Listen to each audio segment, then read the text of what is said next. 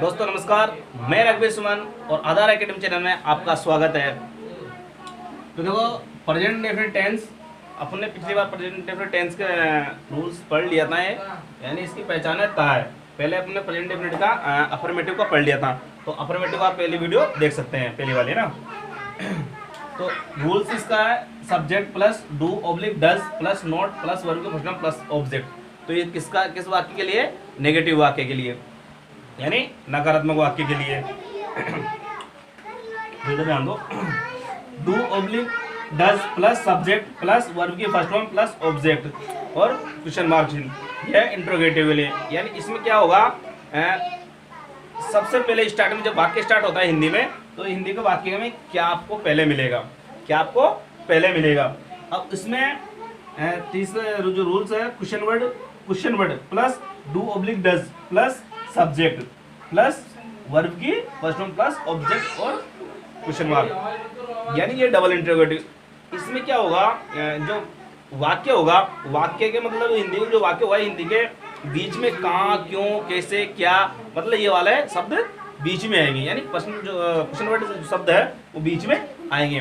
जो एक एक वाक्य को सबको देखते हैं। चलो, जैसे अपने इसका वाक्य ले लेते हैं, ठीक है। जैसे वह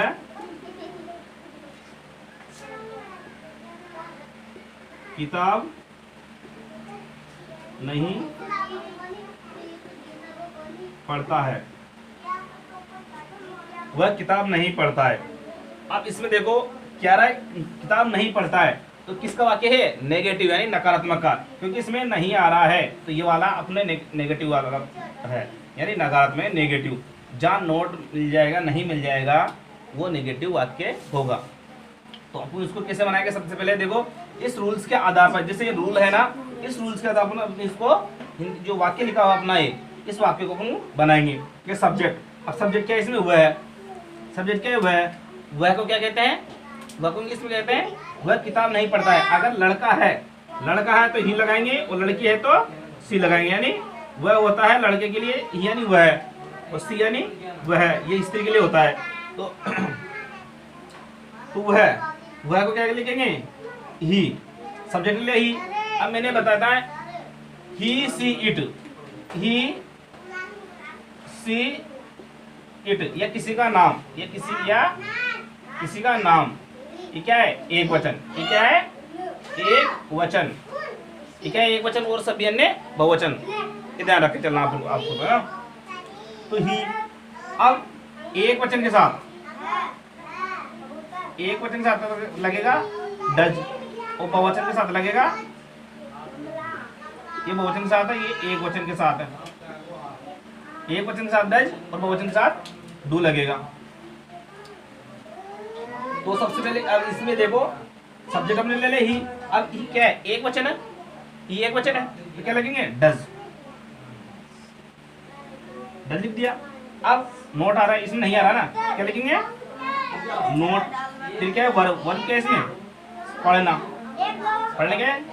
पढ़ना क्या कहते हैं इंग्लिश में? रीड। अब ऑब्जेक्ट क्या पढ़ रहा है वो? किताब, तो बुक। Read book. तो आया समझ में? अब अगला वाक्य लेते हैं हम इसका। देखो, जैसे इसमें क्या होगा, क्या वह किताब पढ़ता है? क्या वह किताब पढ़ता है? जैसे क्या वह किताब पढ़ता है? अब क्या पहले आ रहा है इसमें? देखो, इसमें क्या पहले आ रहा है, तो किसका है? इंट्रोगेटिव, यानी प्रश्नवाचक, यानी जिसमें क्वेश्चन मार्क पीछे जिसमें आ जाएगा, समझ लिया, उसमें प्रश्नवाचक, मतलब प्रश्नवाचक चिन्ह जो है उसमें लगेगा। देखो, डू ऑब्लिक डज, यानी जिस वाक्य में क्या पहले आ जाता है, तो उसमें हेल्पिंग वर्ब पहले लगेगी।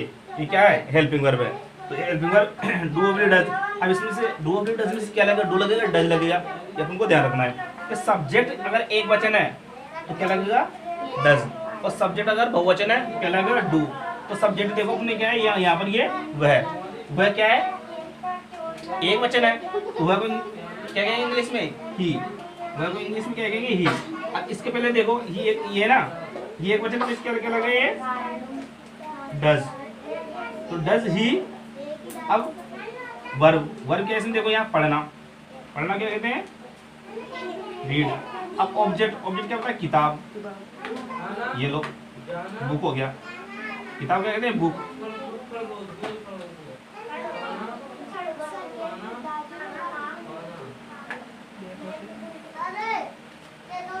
Does he read book? क्या वो किताब पढ़ता है? क्या बनेगा? Does he read book. इस तरीके से अगर इसमें कह दिया जाए क्या तुम किताब पढ़ते हो, क्या तुम किताब पढ़ते हो, तो क्या हो जाएगा? इसकी जगह क्या हो जाएगा? डू आ जाएगा। और तुमको क्या कहते हैं? यू। तो यू आ जाएगा। और ये ऐसा है क्या आ गया? और तुम आ गया यहाँ पर तुम। तो तुमका क्या कहते हैं? यू। तुम किताब पढ़ते हो तो डू यू आएगा। बस ये चेंज करना है। यू आ रहा है तो बहुवचन के साथ क्या लगेगा? डू लगा देना है। तो डू यू रीड बुक हो जाएगा। क्या तुम किताब पढ़ते हो? तो इसका इस तरीके से आ जाता है। अब देखो अगला वाला देखते हैं हम। Question word plus do does plus subject plus verb की पर्सन प्लस ऑब्जेक्ट और क्वेश्चन वर्ड, यानी इसके है डबल इंटरोगेटिव, यानी दोहरा प्रश्नवाचक इसको हिंदी में बोलते हैं। अगर किसी को समझ में नहीं आए तो आप मेरे को कमेंट कर सकते हैं, मैं आपको और एक्सप्लेन कर दूंगा।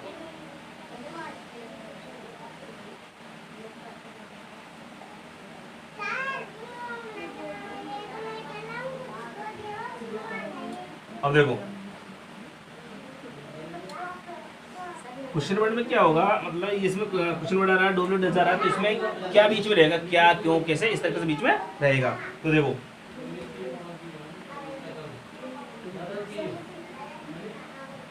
वह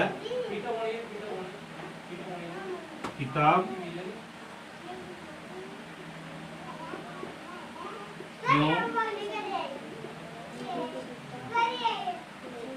पढ़ता है? वह किताब क्यों पढ़ता है? अब इसमें देखो इस क्वेश्चन वर्ड, तो ये क्वेश्चन वर्ड पहले, यानी क्वेश्चन वर्ड यानी जो रूल्स रहेगा अपना, उस रूल्स के आधार पर हमको बनाना पड़ेगा। अब क्यों आ रहा है? तो क्यों की मीनिंग क्या लिखेंगे? पहले लिखेंगे। तो पहले आ रहा है, क्या रहा है? पहले आ रहा है, तो इसकी मीनिंग पहले लिखेंगे। तो क्यों को क्या कहते हैं इंग्लिश में? वाई। तो क्या कहेंगे? वाई कहेंगे। वाई। अब डू डज में क्या आएगा? इसको देखकर सब्जेक्ट अपना एक वचन है, बहुवचन। अब से सब्जेक्ट अपना क्या है यहाँ? वह क्या है? एक वचन। तो वह किताब क्यों पढ़ता है? तो इसमें लड़का पढ़ रहा है, वो किताब क्यों पढ़ता है? वो किताब क्यों पढ़ती है? तो लड़की आता। तो इसमें लड़का है तो क्या लगेगा? ही लगेगा। तो क्या लगेगा इसमें? डज आएगा पहले। तो डज एक वचन के लिए डज, और ये ही। तो does why does he. Why does he subject तक आ गया। और वर्ब क्या है इसमें? पढ़ना क्या कहते हैं? रीड। अब ऑब्जेक्ट क्या है इसमें? किताब को क्या कहते हैं? बुक। ये बन गया अपना सिंपल। वह किताब क्यों पढ़ता है? तो why does he read book. इस तरीके से बनेगा। इस तरीके से एक वाक्य अपन और ले लेते हैं, जैसे इसको आप नोट कर सकते हो।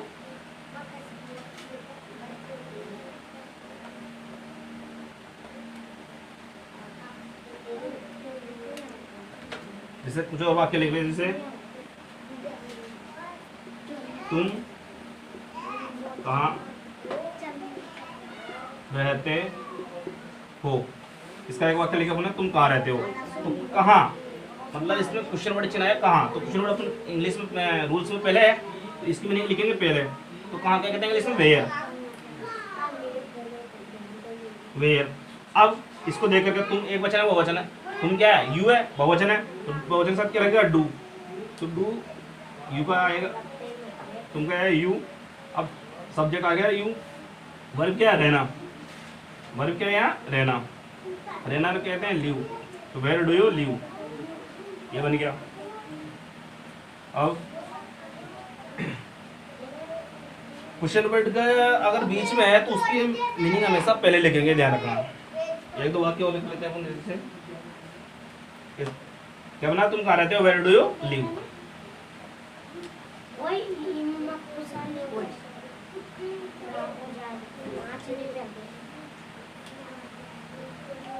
इसे अपन 3 वाक्य ले लेते हैं यहाँ।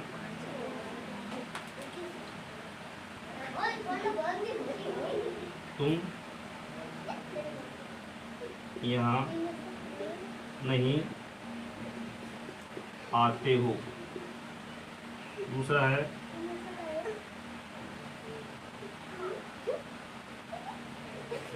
क्या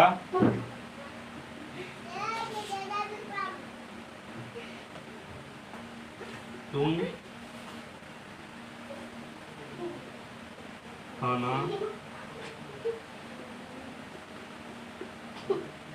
बनाते हो।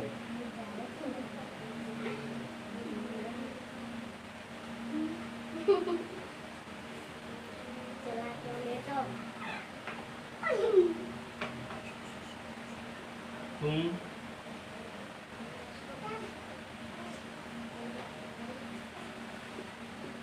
उसे क्यों पीटते हो। देखो 3 वाक्य, इन तीनों अलग अलग वाक्य लिए अपन तीनों इनको बनाएंगे। जैसे तुम यहाँ नहीं आते हो, इसमें क्या बनेगा, नेगेटिव वाला वाक्य, यानी सब्जेक्ट से पहले आ रहा, तो सब्जेक्ट तुम्हें, तुमको क्या कहते हैं इंग्लिश में, यू।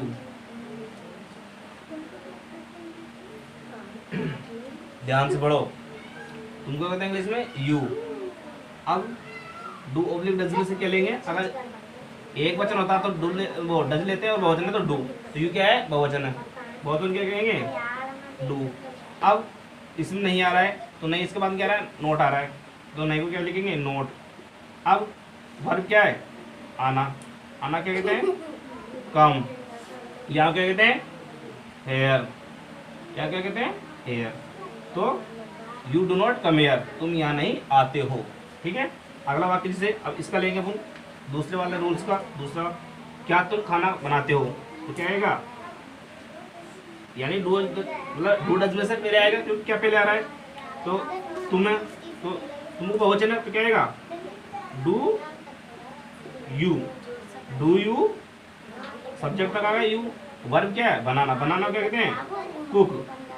डू यू कुक, खाना कहते हैं, भोजन को फूड कहते हैं, तो डू यू कुक फूड, ये क्वेश्चन मार्क लगा दिया, क्वेश्चन मार्क। अरे तुम उसे क्यों पीटते हो, तुम उसे क्यों पीटते हो, तो सबसे पहले तीसरे वाले रूल्स के अनुसार बनेगा ये।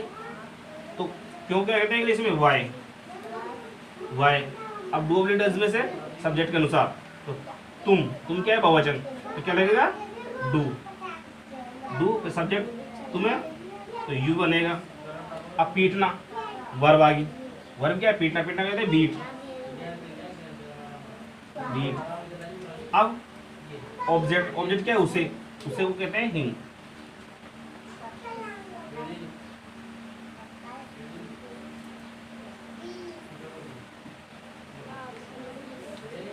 तो देखो दोस्तों, तुम उसे क्यों पीटते हो, तो why do you beat him. अगर किसी को समझ नहीं आया तो आप कमेंट कर सकते हो। तो इन रूल को आपको ध्यान रखना है, समझना है, मैंने जिस तरीके से बताया आपको। तो थैंक यू दोस्तों, नमस्कार।